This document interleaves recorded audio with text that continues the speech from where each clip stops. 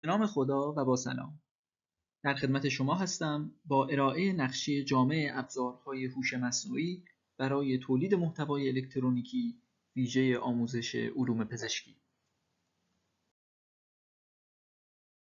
در این بخش به معرفی ابزارهایی می‌پردازیم که در حیطه تحقیق و پژوهش و مرور متون به پژوهشگران، اساتید و فراگیران حوزه علوم پزشکی کمک می‌کنند.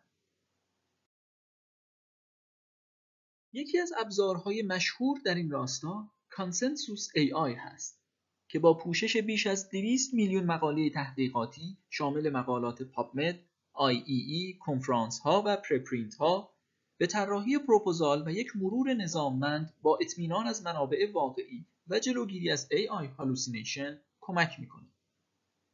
در واقع این ابزار ضمن ترکیب جستجوی سنتی و جستجوی معنایی با واکاوی شواهد در مباحث مختلف بدون نیاز به خوانش تمام مقاله ها در ارائه یک گزارش علمی به پژوهشگران کمک میکنه. در این ابزار پاسخها با ارجاع دقیق به مقالات اصلی همراه با متن گزینش شده نمایش داده میشن. از امکانات اون میشه به فیلتر پیشرفته مقالات بر اساس نوع مطالعه، تعداد ارجاعات، ژورنال، جمعیت مورد مطالعه و مواردی از این دست اشاره کرد. کانسنسوس میتر ابزاری است که برای سوالات بله خیر نموداری نشان میدهد که چند مقاله موافق، مخالف یا مطلوب هستند که فیلتر اولیه اون شامل 20 مقاله برتر میشه. در قابلیت استادی اسنپشات خلاصه ای از مشخصات مقاله ارائه میشه. پرو انالایسیس حالت دستیار پژوهش پیشرفته با امکان اجرای دستورات پیچیده، تولید چارچوب پژوهش و ارائه نتایج ساختار یافته است. در این ابزار امکان خروجی CSV یا RIS برای وارد کردن مقالات در نرم افزارهایی مثل اندنوت یا زوترو وجود داره. کانسنسوس AI با چت جی پی تی پلاس به شکل کانسنسوس جی پی تی ادغام شده. نسخه رایگان اون شامل 10 پرو آنالیز ماهانه، 10 اسنپشات ماهانه و 10 Ask Paper Messages ماهانه هست. متاسفانه فیلتر هست، اپ مستقل موبایل نداره، اما امکان ثبت نام سریع با گوگل یا ایمیل وجود داره. بریم سراغ ویژگی‌های هوش مصنوعی سایت در دسته تحقیق و مرور متون علمی.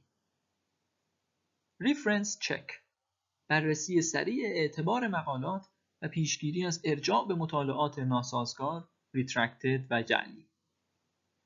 کانتکستوال سرچ، جستجوی عمیق موردی بر اساس کل متن مقاله، سایتیشن ها یا عنوان و نه فقط کلیدواژه ها. اسمارت سایتیشن کانتکست، با دسترسی به بیش از 1.3 میلیارد استناد استخراج شده از بیش از 200 میلیون مقاله بر اساس کانتکست، یعنی حمایت، مخالفت یا بی‌طرفانه، به همراه نمایش گرافیکی شبکه‌ای روابط استناد میان مقاله ها. AI Research Assistant، چتبات داخلی که با پشتیبانی از اسمارت سایتیشنز به سوالات پژوهشی پاسخ میده. ساخت داشبوردهای شخصی برای پیگیری ارجاعات، آگاه سازی هنگام انتشار مطالعات جدید و پایش روند استناد. دریافت افزونه مرورگر برای مشاهده سریع اسمارت سایتیشن ها در پابمد یا گوگل اسکالر و امکان تعبیه بج در سایت شخصی یا دانشگاهی و تولید داشبورد شخصی یا ادغام در سیستم‌های دانشگاهی با API اختصاصی. نسخه رایگان این ابزار شامل یک دوره فری ترایال 7 روزه هست. ثبت نام سریعی با گوگل یا ایمیل میشه انجام داد. فیلتر نیست و اپ موبایل هم نداره. با تشکر از توجه شما.